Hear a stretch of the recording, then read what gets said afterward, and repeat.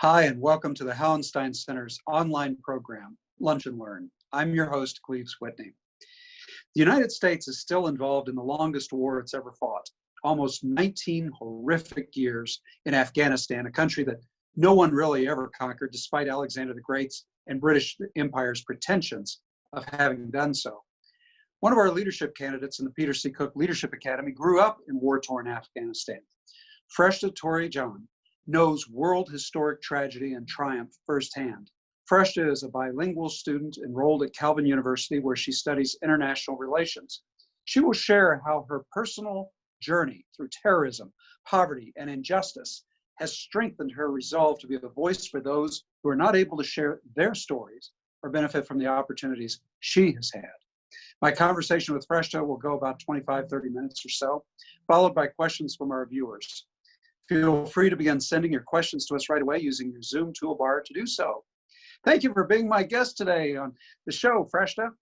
Yeah, thank you, Gleaves. It's such an honor to be on here. So thank you very much. Well, it's an honor to have you. You know, Freshta, you've had such a different life compared to that of most Americans. Your earliest memories were formed in the crucible of war in a country many Americans have little familiarity with. Tell us what Kabul, Afghanistan was like to grow up in. Yeah, I guess childhood was it definitely had its fun times and its not very fun times. I remember just playing out in the streets with all the kids in the neighborhood, and at times running on different rooftops to go catch different kites, and even going to school with a lot of other girls who were having a lot of different struggles back at home, and it was very hard as a girl growing up in that kind of society, because you constantly face harassment and persecution and all types of oppression, and and that on top of that, being from the ethnic minority, the Hazaras, that made it even worse. I remember, going to school, and my teachers were from the majority ethnic groups, and they weren't the kindest. And no matter how hard I tried at school, no matter how much effort I put into my projects, I would always receive bad marks and bad grades, and that was only because I belonged to the ethnic minority. And then I would go home with bruises on my hands, and my hands bleeding, my arms bleeding. And then on top of that, I remember like other days just going to school where I would be stopped on the way by, other boys in the neighborhood, or even other men who already had their own families, wives, children, daughters, who felt that they had the right to harass me, and so I guess there were just a lot of those different experiences, just made me realize that like it's really hard growing up there as a woman. So did you grow up in a neighborhood where other people from your ethnic group also lived, so you had at least each other? Yeah, so the neighborhood I did grow up, it was it was kind of, I guess, a mixture of all ethnic groups.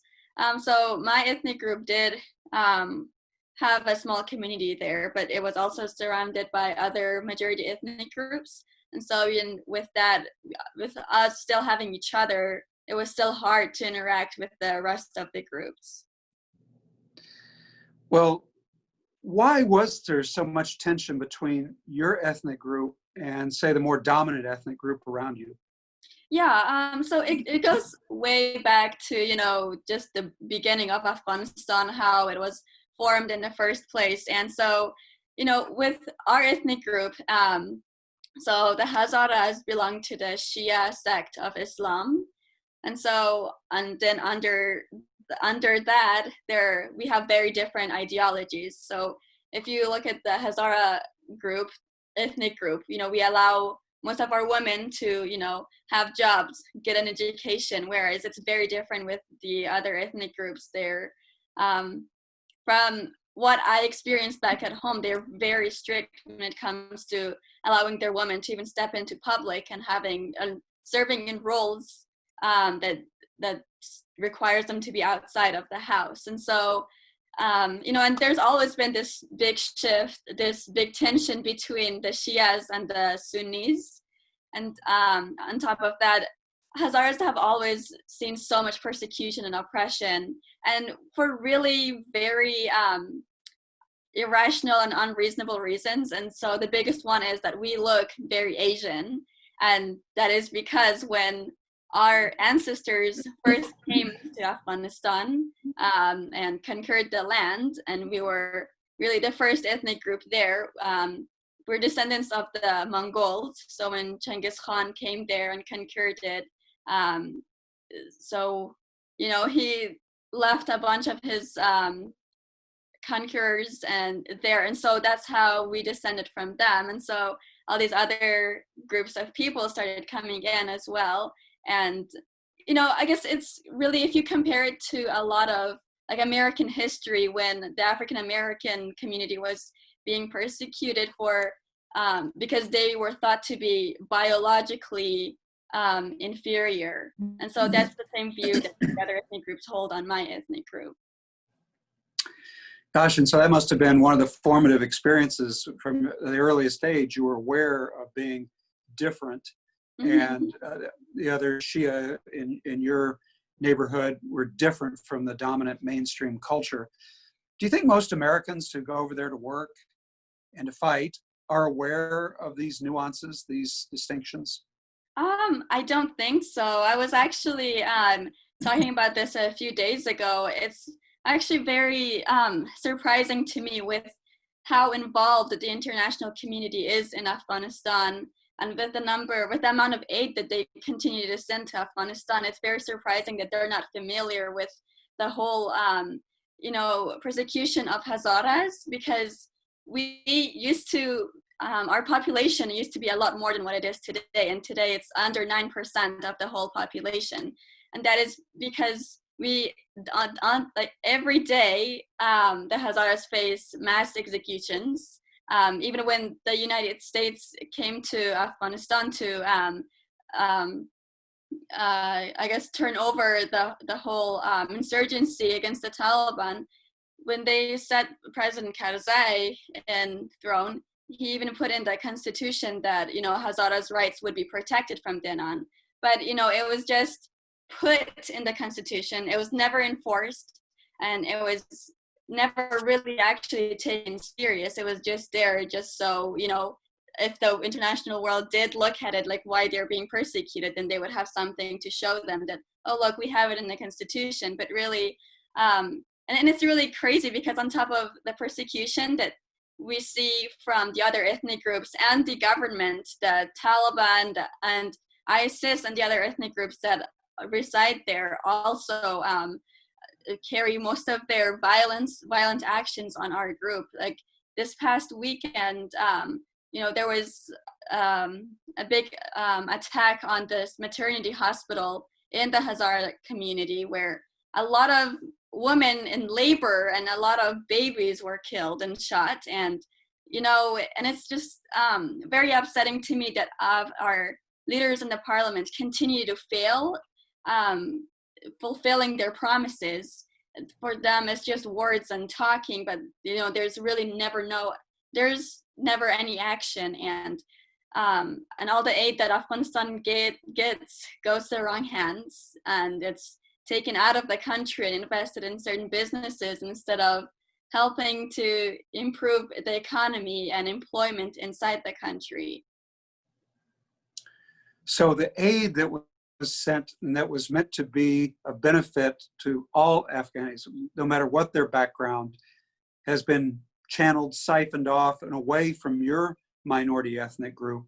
So your group does not really see much of that aid? No, and it's very upsetting, because as much as my ethnic group is like very pro-education and very pro-employment and women's rights and everything, it's very upsetting that we don't really see that aid benefiting us and our children. And even in, like, I guess, especially in our education system, and, and that's very important in developing any country, any community.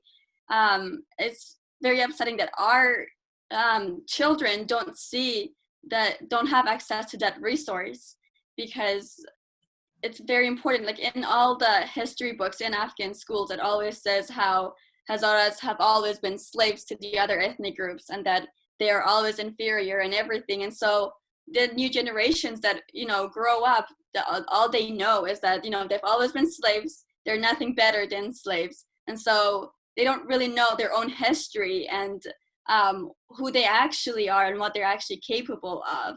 And so, and that's part of all the leaders that are in the parliament, who are mostly from the majority ethnic groups, continue to fund systems and programs that continue to hide that from the Hazaras and gain that access away from them. So Afghanistan really is, we always hear in American media that it's a tribal country, but you're also saying it's very much a country with castes. Yes. And the Hazaras are they the lowest class then? Yes, I guess if not the lowest, then definitely in the very bottom. And that's how, just a lot of mistreatment every day. How ironic, since you are the ones who want the education, who want to liberate people to realize their potential. How sad. Yeah, definitely. So, I have to ask you, Freshta, is there any hope among the Hazaras, your family, others that you know, that this situation could be changed, or is it so deeply, so historically entrenched that nothing's really going to change it? I like to be optimistic, and I want to, and I guess I feel like I wouldn't really have the right to be optimistic if I myself wasn't doing anything, on my part to contribute to changing that. So I guess, like, even right now, I'm actually working on creating a letter that I want to send to the United Nations about the genocide against the Hazaras that they're really not paying attention to. I guess, like, it's right to focus on the fight against terrorism, but then also, why is the attention being driven away from, a group that's being persecuted? Like, when will they receive the attention that they need, the protection that they need, when they go extinct, when they're under 1% of the population? I just hope, like, the United Nations doesn't wait until, it's too late, like the Rwandan genocide and what happened in Darfur. And, just from those past historical events that happened, like, I hope that they learn to prevent this next one. I do too. You have a really interesting background. Not only were you going to school when you were a girl there in Kabul, but from our previous conversations, I know that you were a shepherdess. Tell us what that was all about. Yeah, so, Afghanistan's economy runs mostly on agriculture and, lots of cattle and herds that I, was around a lot when I was younger. And I remember my job as a shepherd with my youngest brother. Sometimes we would have to get up really early in the mornings and take all the sheep to the mountains and bring them back by 9 p.m. at night. But throughout the day, just making sure that we take them, through different parts of the mountains and the different valleys, because there were a lot of landmines that were left from the Soviet invasion. And so we had to be really careful where we took the sheep and where we even stepped. And for, like, lunch, we would feed on the different plants that were, on the mountain that we would find. And I remember this one day, it was towards the evening when me and my brother were bringing the herds back home.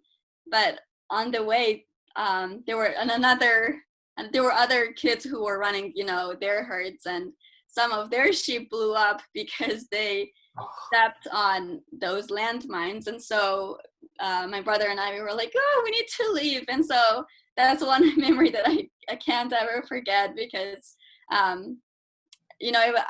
I guess my parents had always told us, to be careful of the landmines. And so you're always super careful, but that was still, like, a very scary moment to even witness that happening to another fellow shepherd. Just seeing that happen was pretty scary. Freshta, have you lost a lot of friends and family members to these tragic kinds of accidents and killings? I have, and it's crazy. And yeah, I mean, like there were times where I just like I want to celebrate things, and it's just really hard because like they're not here, or um, it just makes things a little hard. But also, I guess they're also my motivation to keep going every day and to like remind me who I'm doing this for, why I'm doing this. I guess continuing their fight that they weren't able to continue, and like some of my very closest friends that that were like a family, and we thought we were going to the same school and just kind of planning our futures, and we were kids. And then as soon as I moved to the States, the Taliban attacked their house and set them on fire and shot them. And just like moments like that, it just happens so much throughout my life that I'm constantly waiting, okay, like who am I gonna lose next? It was my dad, it was my friends, okay, then the neighbors, then a bunch of the other kids that I went to school with. And so that's like one of my biggest fears, that today I have a really hard time even calling my mom back at home, because I'm like really scared that she won't come to the phone, or like she won't be around for me to even like say hi. Oh, Freshta, this is a terrible thing for anybody to go through. And I imagine for a young person whose life is still in formation, you're in moral, intellectual, spiritual formation through this time. But of course, we see in you at the Cook Leadership Academy a young woman who has incredible strength and resilience. So on the other side of this, you're doing amazing things, and we're going to get into that. I do want to move to how you got the opportunity to come to the United States. Yeah. So when I was in 8th grade, the Taliban shut down my school, and unfortunately, a lot of other schools had also been closed. And so I didn't want to believe that that was the end to my education.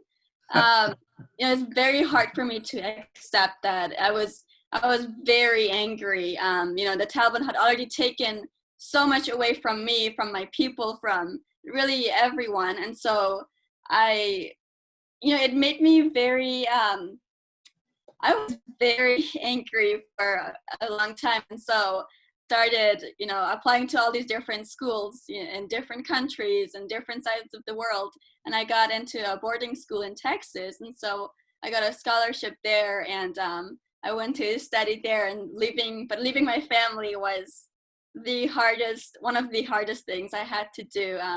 Just, leaving them when not knowing who their breadwinner would be, or who would even take care of them, my sick dad, my sick mom, and coming all the way across the world, and just, I guess, giving that up to come here, because I believe that gaining my education was the right way for me to make a change in all these unjust systems, whether it's in my country or really anywhere in the world, here in Michigan, anywhere that I'm called to. So, but yeah, that was definitely a very life-changing opportunity for me. How old were you when you actually came here? I believe I was around 15 when I moved here, yeah.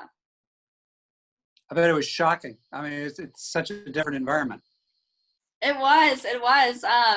Yeah, it just hit me this summer that I'm here in America, because, all those years I was just, my whole mental mindset was just still going through a lot and trying to accept and making that transition to where I finally now can realize so much has changed, and that I'm in a whole different society, new environment.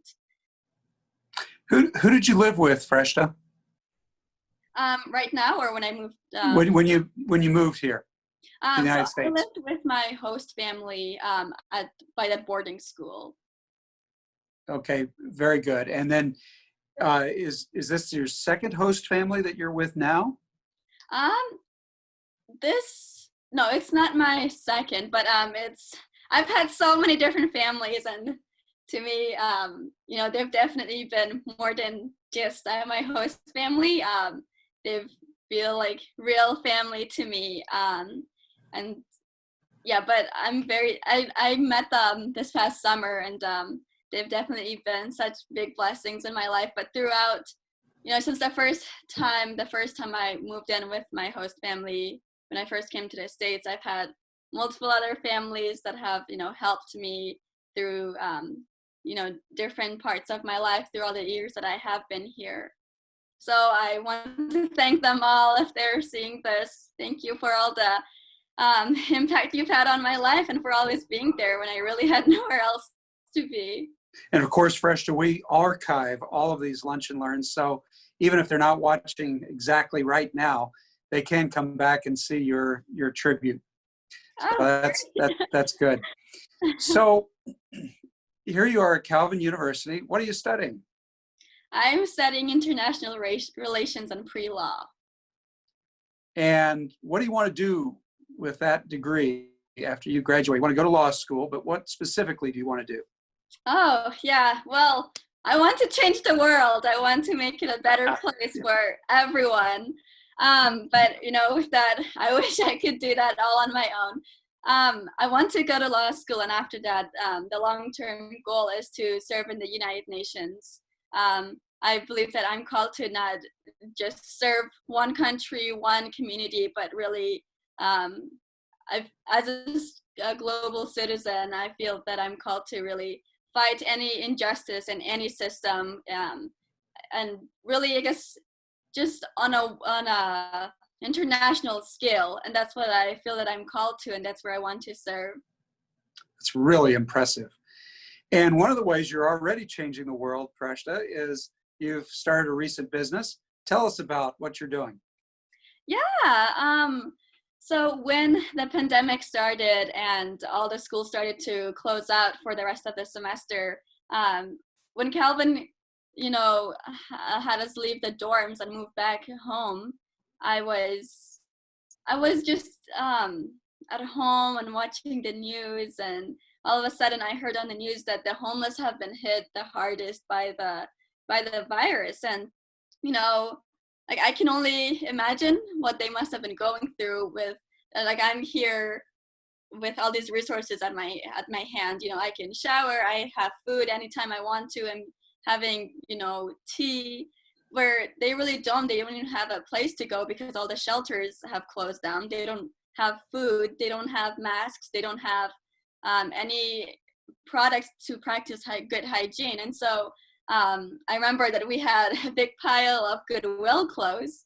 And so I remember, growing back at home, part of being a girl is that you're required to have certain basic skills, and one of them is to sew.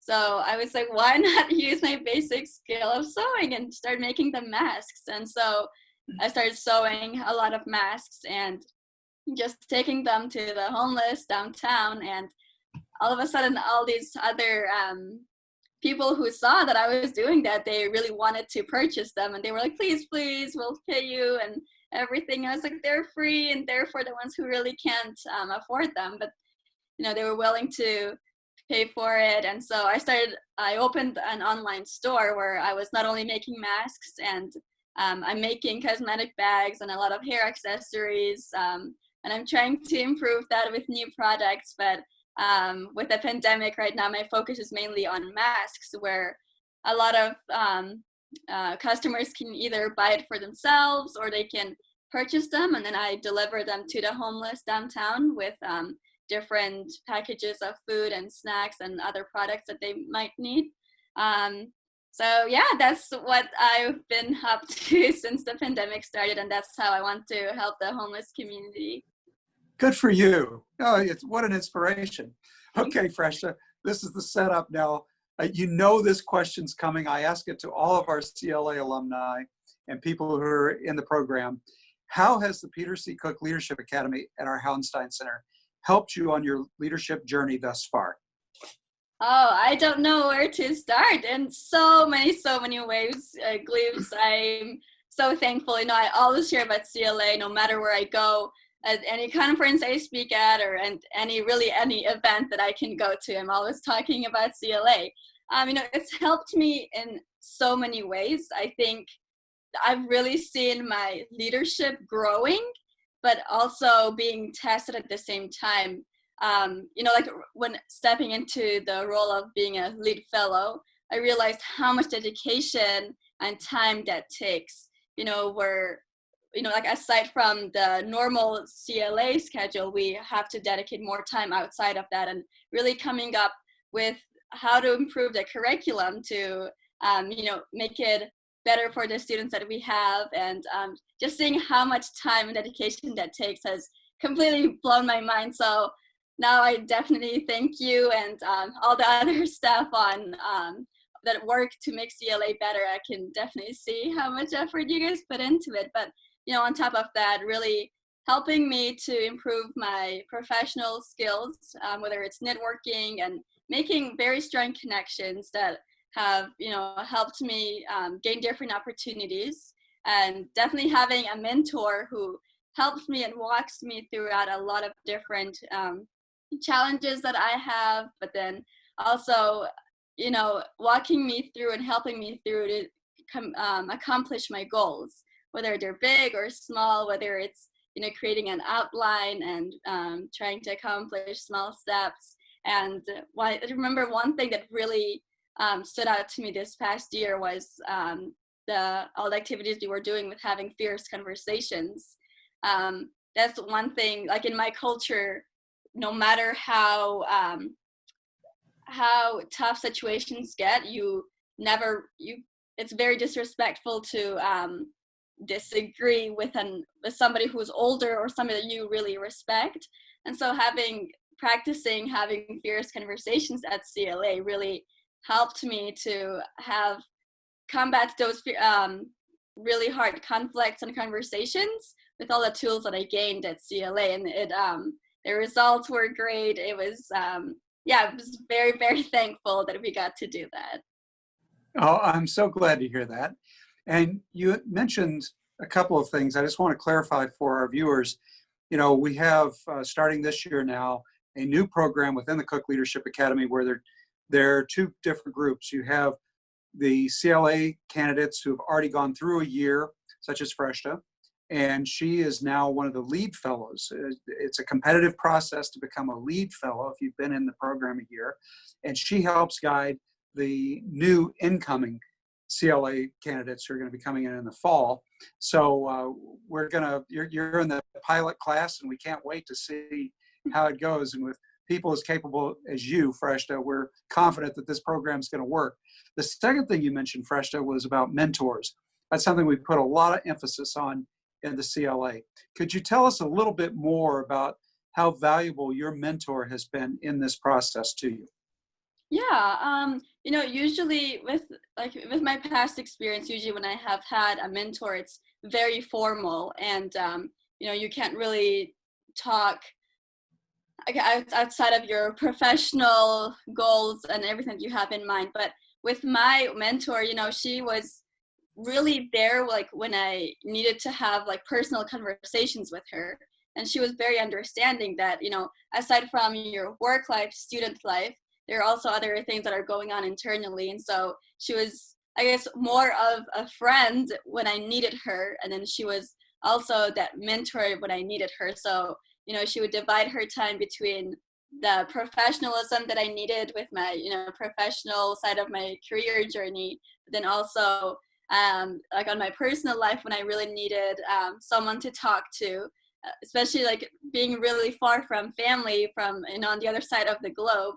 She was very helpful in, helping me combat different conflicts that I was facing and different challenges, and how she was, connecting me with different resources constantly, and always checking up on me, and always referring me to different programs that she knew I was interested in. And so, just having a very strong relationship with her has definitely helped me. And I'm so very thankful for you, Ali.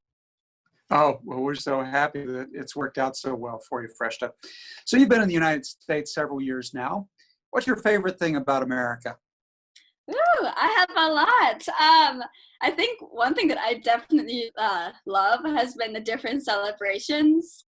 I guess one very specific thing is the fireworks. I'm not a very big fan of the sound because it sounds like gunshots, but Yeah. it's so beautiful. I remember when I was little back at home, I would always see it on TV. And so I always wanted to go somewhere that, had fireworks that I could constantly see and just really enjoy. So that's definitely been one of my favorite things. Like I feel like a kid when I see fireworks and I just want to run around and scream and jump.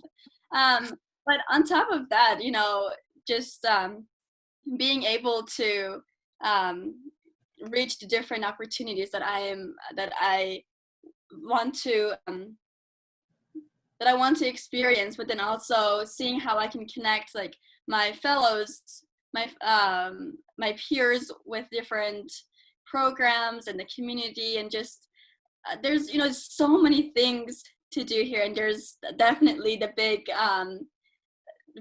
big joy of freedom, and that's definitely been something that I wake up every day, and that helps me continue my day knowing that I don't have to fear that someone's going to come into the house and shoot me because I'm a woman who's stepping out of her house to go to school, or be an activist and speak at this conference and really talk about what's actually happening inside the country. And so just knowing that I don't have to fear that constantly, and being able to just finally realize that like being what it's like to be a human first of all, and getting to really realize and practice just what it means to being a human with basic rights and human rights, and for those not to be violated every day, has just been completely mind-blowing. I'm just so blessed.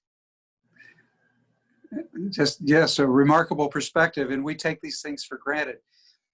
Freshta, what are some of the stereotypes, the biases you've encountered here in the United States?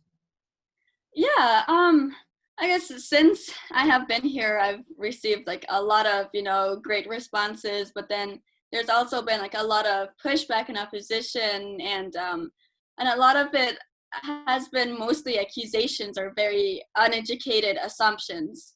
And, like I said this earlier, but, you would think that in a country where with so much access to education, that you would think that, people would be very informed about what's happening, in different sides of the world, and instead of going based off of their assumptions and stereotypes. And some of the stereotypes, I guess, with like the smallest ones, there, when I first came here, a lot of people were like, "Oh, you must really like hate the winter because you come from a very hot desert with camels running around and eating dates and speaking Arabic." And I was like, "Oh, wow." Like, I guess a lot of people don't realize that, first of all, the Middle East doesn't exist. It was a term that was put by the British on that region, and Afghanistan is not in the Middle East. We're in Central Asia, and we don't speak Arabic, and we don't have camels. We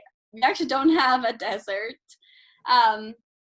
Yeah, so I guess just small things like that. But then on top of that, a lot of other parts that conflicts and conversations that I've had are, like being accused of coming here and taking advantage of all the systems and not giving back to the community. And, I don't think that's right at all, because ever since I have, every community that I have moved to, I have always given back. Like here, I'm not only giving back to the homeless community, I'm also trying to make sure that, the public schools are getting the fundings that they need. I took a bunch of complaints that were coming from the students directly at GRPS schools and took them all the way to the Department of Civil Rights when I really didn't have to do that. Or, even when I was working at the city of Grand Rapids, we were constantly working on projects that make lives better for residents in different communities. And so, just hearing that I'm here not giving back to the community is, I guess, very inconsiderate. And then on top of that, just saying that I'm not paying taxes, or I'm getting free education, and how just a lot of different assumptions that aren't true at all.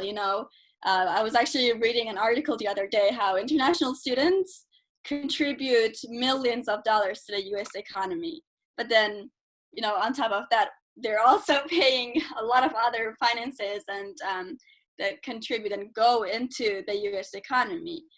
And so, yeah, but I'm not here getting a free education. I go to a private school where I'm constantly having to work very hard on top of being involved in all these international organizations to improve human rights, and I constantly advocate for them. So, and I guess the best way to really enter a conversation with someone that you have so many stereotypes about is probably, first of all, if you're going to enter that conversation, make sure that you're very informed, that you have the right knowledge, and you're not entering that conversation with a lot of like anger and stereotypes and stuff, but instead, be able to have yourself, be open to be educated, but also try to educate others from the point of view that you're coming. What's the question you like getting most from an American? Ooh, I don't know really. I think when they ask me like what my favorite holidays are, or what I, really enjoy about the different parts of the states that I have lived in. So yeah, I think those are the questions I really like to be asked. What do you miss most about Afghanistan? I think I definitely miss the food, but on top of that, there's a lot of other like deeper things that I do miss. Like I wish that when like I would get sick, that my mom would, like, I guess when I was so in the dorms, it's obviously kind of hard when you're at school, but on top of that, it's really hard when like when you're sick, you kind of want your mom to come check on you and have that connection where you feel like you're constantly being cared about. So definitely missing having that relationship with my mom, or even like really being able to celebrate different holidays that we have back at home. Just seeing, family and friends, and instead of constantly seeing like, oh no, what happened on TV or this happened, but just having that direct conversation with them. And yeah, just, like the really small things that make life so much better and have you make a lot of memories. And you mentioned your mom again. How's your family doing now, Freshta?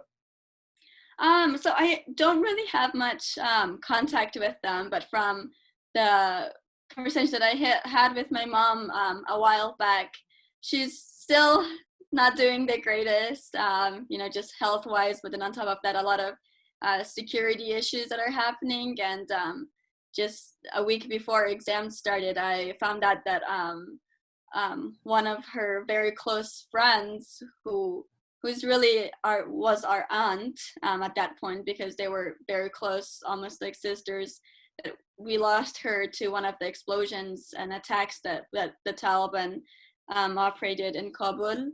So that was very hard to hear. And my mom has been someone who's gone through so much loss, and to me, just seeing how she continually doesn't let her stop that from, going with just pushing against all the cultural norms in the country and everything, and all the community, it just amazes me and how just strong she is, and she just never gives up, and she doesn't lit those, I know that she definitely hurts from losing so much, but it's still very amazing to me how she perseveres and encourages me to continue living my dreams, but also, contributing to the society. Well, Freshta, I think this came from our second conversation. And when you were talking to me about your mom, and I think she'd be very proud of you because obviously your strength comes from her. You're very, very strong, very resilient. Thank you. Thank you. Well, we have viewers who are queued up to ask questions, and I'd like to bring them into our conversation, Freshta. And we have our good friend Diane Jones, and she wonders, I think she's asking the same question I asked you after one of our conversations. Have you thought of writing a book at some point to share your story and to bring attention to these issues of human rights? Or at this point, is it just too dangerous for your family if you were to do so? Good question, Diane. Thank you. Yeah, thank you, Diane. So I actually am thinking of writing a book. It was kind of a project that I started a couple of years ago, but unfortunately I didn't have time to finish, and I'm still also working on it. Although it's still very dangerous for my family, but I don't think that having that threaten me and stop me from continuing to do what I need to do to contribute to the world, I don't think it will stop me. And so, I hope that I'll be able to complete the project soon, and I would love to send you a copy when that does happen. Well, send me one. Absolutely. We're going to have you speak from our stage, and we're going to have a whole line of people out the door trying to buy, a book of yours, I'm sure someday. And we have Priscilla Brink right in, and she wants to know the name of your business so that she's able to order masks. Thank you, Priscilla. Yeah, it's called So True. If you want to go to the website, you can just go to sotrueproducts.com, and you will be able to see all the different options that we have. Oh, good. So True. Obviously, SCW, true, right? It's SEW and TRUE. Yeah. Yes, so. Very good. Kenma writes, and this is a multi-part question, but let's break it down a little bit. First of all, Kenma wants to say, Freshta has provided excellent insights into the history of Afghanistan and the ethnic conflict there. Her brave words of hope is tremendously inspiring. And Kenma wants to know, are there strong voices among the Hazaras leaders that are advocating for your ethnic group? And do they have a platform there in Afghanistan? Thank you for that excellent question. Yeah, thank you so much for your question. There are, I guess, a lot of activists, but unfortunately, it's very hard, with a lot of journalists and activists that do rise to draw attention to issues like this. They're, right away, they're threatened, and a lot of their lives have been taken away. And so it's very dangerous, and that's why we don't have too many advocates around this issue, because it's so dangerous. And so it's very sad, but I'm hoping that as the world starts to become more aware that we do have other leaders who, that despite all the threats, that they still continue to, make that change and, make that happen, because it's very dangerous. And I still do appreciate all those journalists and activists that have already lost their lives. I really appreciate that, they took that step to even go that far to where they were even sacrificing their lives. Another viewer asks, Freshta, first, thank you for being so honest and candid in your conversation today. I've learned a lot from you and certainly have faith that you will be a part of changing the world. With your exploration of leadership in your time here in the U.S. and within the Cook Leadership Academy, how is leadership different in the United States compared to Afghanistan? Thank you for a very thoughtful question. Yeah, I guess leadership here, I would say, so in Afghanistan, leadership it really depends in what way you're leading. But if you are a woman and you're really, first of all, pushing against all these cultural norms, you're stepping over all these boundaries that your community is continuously finds a disgrace. And, you know, at that point, your government is against you, your community is against you. It's really, really hard because, you know, like even today, I continuously get all these threats on social media about how my head's gonna get cut off, or they're gonna do this to me, or, you know, just like a bunch of, you know, threats just because you want to make a small change, because you think that your cousin or your the girl down the street from you should have the same access to the same education and the same opportunities that you have. They find that as a big threat, and like to the point where they are willing to actually take your life. But here in the US, you know, although there's a lot of opposition at times, I've seen that, I've experienced that, you know, I get a lot more support and more motivation, and, you know, I'm continuously being encouraged to continue and doing what I'm doing. But on top of that, they're also, you know, connecting me with different resources and different organizations and different opportunities. And so I would say it's completely opposite being leading there and being a leader here. Okay, completely opposite. Terry Allen and Sandra Allen write, it's a little bit longer, but it's a very thoughtful comment with a question coming. Doctors Without Borders is one group we appreciate and support. I knew of the attack, the Allens write, on the maternity hospital in Kabul. One staffer said, quote, "They came in and killed the mothers. They were looking for the mothers," close quote.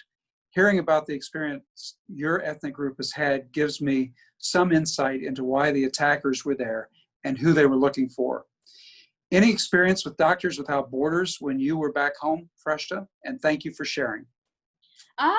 I actually, no, I personally didn't have any interactions with Doctors Without Borders, but I know that they're doing amazing work. So I thank them so much wherever they are. And yeah, thank you so much for continuously sacrificing so much and putting so much effort into doing what you're doing.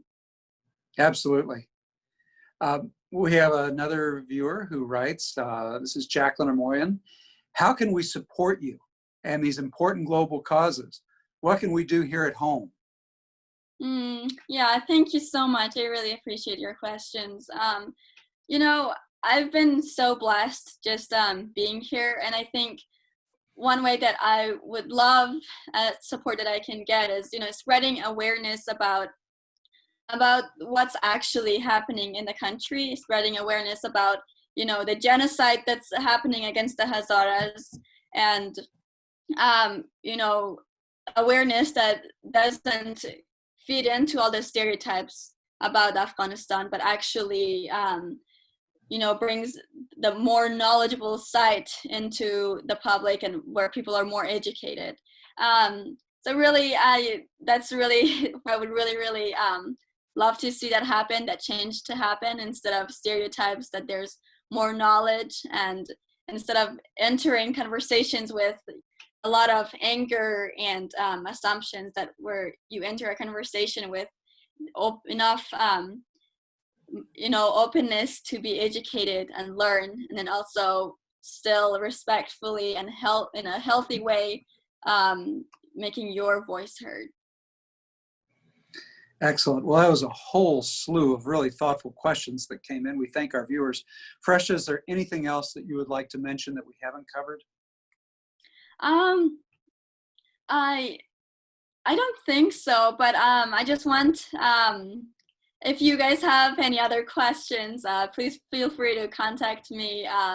You know, I really appreciate all the support that I have been receiving, even, you know, the conversations that I have had that want to know more about my work and what I'm actually doing and why I'm here. And I understand that, you know, no matter the number of conversations we have, there'll always be like other questions left. So yeah, feel free to reach out, and I would be more than glad to really respond and have other conversations with you.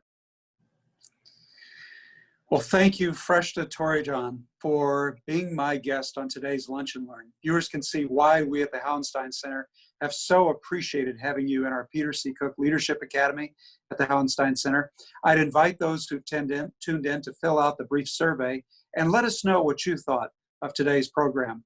I also invite you to Zoom in or join us on Facebook at the same time, Tuesday, June 2nd, when my guest will be Brian Bowdle.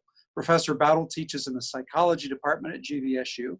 He specializes in cognitive psychology, but he's also interested in the moral, the political, evolutionary, and cultural elements that make up the way we think.